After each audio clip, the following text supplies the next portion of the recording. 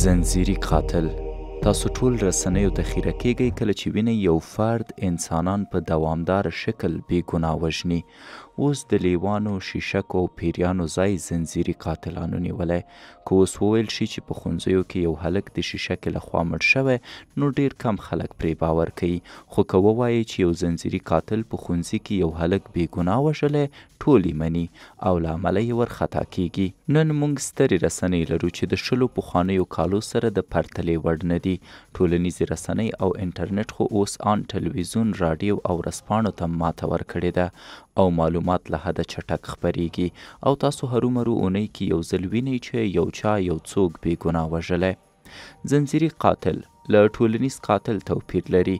ټولنیز قاتل په یو وار ډیر خلک وژني او حکومتي وژنو کې هم زنځیري قاتل نه راځي، لکه هیټلر په نوم چې خلک وژل کېده یا په 1970 کې چې کمبودیا کې وژنې کېدې. زنځیري وژونکی څوک دی؟ له 1800 میلادي را په دې خوا د زنځیري قاتل له نوم ګټه اخیستل کیږي. دا لغت یو مشهوره او لا هم نامعلوم فرد جک ریپر ته په انګلستان کې کارېده. په 2019 کې یوه څېړنه د ډي ان اے په شمول د یاد فرد په جرمونو وشوه او پیدا شو چې قاتل د ایرون کومینسکي په نوم یو پولندي مهاجر و چې 20 کلنۍ کې سلماني و. لا هم پرې خلک ډاډه نه دي، خو له 1950 میلادي را په دې خوا دا تر ټولو جالبه ساینسي جنایي څېړنه وه او له هغې وروسته زنځیري قاتلان هغه چاته کارول کېده چې رواني ستونزه لري او د بې ګناه انسانانو له مړینې خوند اخلي. د دوی پیل د بې ګناه حیواناتو له وهلو وي، ورپسې بې ګناه ماشومان ځوروي او کله چې له دې کارو خوند اخیستل کم شي، نو فرد وایي چې اصلي خوند د نورو انسانانو په وژلو کې دی او څېړنې ښایي چې شاید دا خوند د جنسي او رواني جنسي خوندونو په اساس وي. مثلا د ډیرو بې ګناه ښځو وژل کیدی شي د جنسي خوند له امله وي چې یاد فرد د ښځو په وژلو سره د جنسي خوند احساس کوي او په خواشینۍ سره فرد دوامداره دا کار کوي تر څو خپل خوند واخلي. کله چې فرد د ګناه احساس پیدا کوي، ورسره یې جنسي غریزه هغه بیا د ښځو وژلو ته مجبوره کوي. 1500 میلادي نه مخکې هم زنځیري قاتلان لکه اوس موجود وه. ان ډیری وایي چې شاید اوس نه هم ډیر وه، ځکه انساني رواني تکالیف له پخوا موجود وه، خو توپیر یې اوس دا دی چې موږ یې پیژنو او درملنه یې کولی شو. پخوا به چې کومو خلکو له ځان سره خبرې کولې، ویل کېدل به چې شیطان پرې ناست دی او دا باورونه ښایي چې هغه وخت رواني ناروغۍ وي، خو خلکو ورته بیل نومونه ورکول. ډیری زنځیروي قاتلان د شیزوفرنیا له ناروغۍ سره تشخیص شوي دي. دا هغه ناروغي ده چې تا ته غوږ کې وسوسه کیږي چې یو غیر نارمله کار وکړي. خو باید ووایم چې ټول د شیزوفرنیا ناروغان زنځیري قاتلین نه دي او ټول زنځیري قاتلین د شیزوفرنیا ناروغان نه دي. د شیزوفرنیا ناروغانو ته د جلا شخصیت درلودونکو نوم هم ورکول کیږي او په اسانۍ سره خلاقه او آرامه ژوند کولی شي که یې سمه درملنه وشي. او باید پوه شئ چې شیزوفرنیا د ملټیپل پرسنالټي اختلال هم نه دی. دا اختلال کم دی او پکې فیزیکي خشونت نه دی موجود.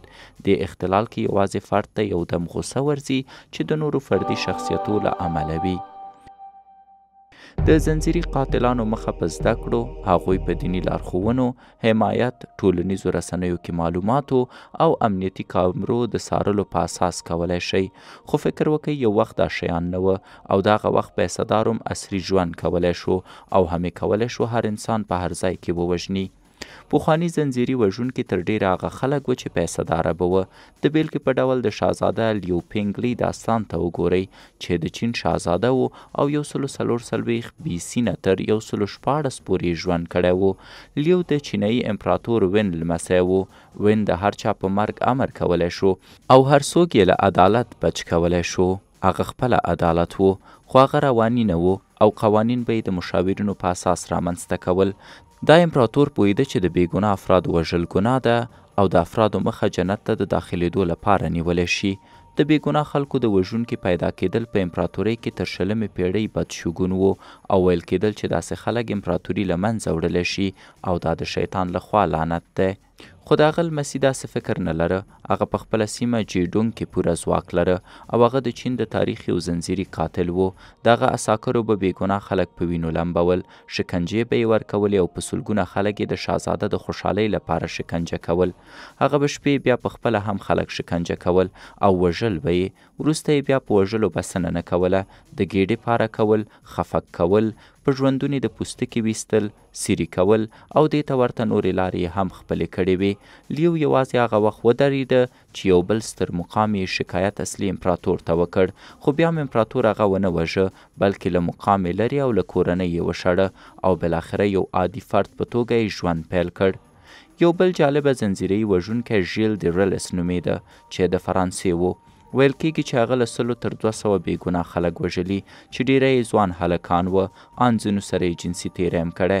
هغه یو جنګي سړی و چې د جون او آرک سره یې هم جګړه کړې. ویل کېږي چې هغه بیا د نجلۍ سره واده وکړ او ژوندۍ یې غوښتله چې ویې سوځوي تر څو یې ګناهونه معاف شي او ارامښت پیدا کړي.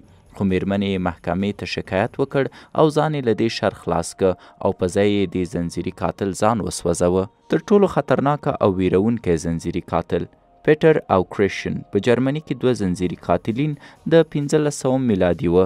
دوی د پخوانیو وختونو تر ټولو وحشتناکه زنځیري قاتلین بلل کېده. دوی به خپل ځوان مقتولین خوړل او په اړه به یې خپلې کتابچې کې لیکل کول. دوی تقریبا 950 مړینو اړوند ویلي او تر ټولو نه مشهوره زنځیري قاتل بیا ولاد نومېده.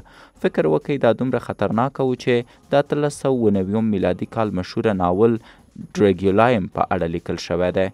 هغه هم ستر مشر و چې ټرانسلوانیا یې اداره کوله چې نننۍ رومانیا کې پروت ځای دی او دا رښتینی ځای دی. د ډریګولا او ولاد له امله مشهور شوی ځکه د اصلي نوم ولاد ډریګولا دی چې ورته ولاد ټایپس هم ویل کېده.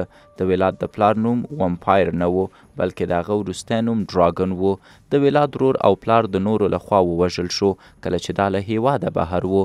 نو ولاد 8 کاله د خپل پلار د ځای نیولو لپاره ډېرې مبارزې وکړې او په دې 8 کالو کې هغه په زرګونه خلک ووژل. هغه یوازې عساکر ونه وژل بلکې ټول عامه خلک یې مړه کړه چې پلار سره یې ولې ونه درېده. د ولاد د وژنو تګلارې په رښتیا هم ویرونکې وې. دغه ټولې دا وحشتناکه وژنې تاریخ تر اوسه هم یادوي، خو معلومه نه ده چې هغه به ترې خوند اخیسته او که نه. ویل کېږي تر ټولو مشهوره تګلاره یې د بندیانو شکنجه د یو لرګي په واسطه وه چې دوی به یې د خولې له لارې پرې یا اویزانول او آهسته آهسته به یې لرګی د هغوی ټول وجود کې دننه کوه. دې کار ساعتونه وخت نیوه، ځینې وخت ان ورځې. هغه دا کار لوړو سیمو کې کوه چې نور خلک ورنه عبرت واخلي. ویل کېږي چې ولاد شاید وینې هم څکلې، کوم چې ناول کې هم ذکر شوي دي. پخوا وختو کې به تلل او راتلل ساده وه. د عادي خلکو ژوند اړوند څېړنې نه کېدې، نوې ټکنالوژي هم موجوده نه وه، نو د همدې امله ډېری زنځیري قاتلین ژوندي ګرځېدل.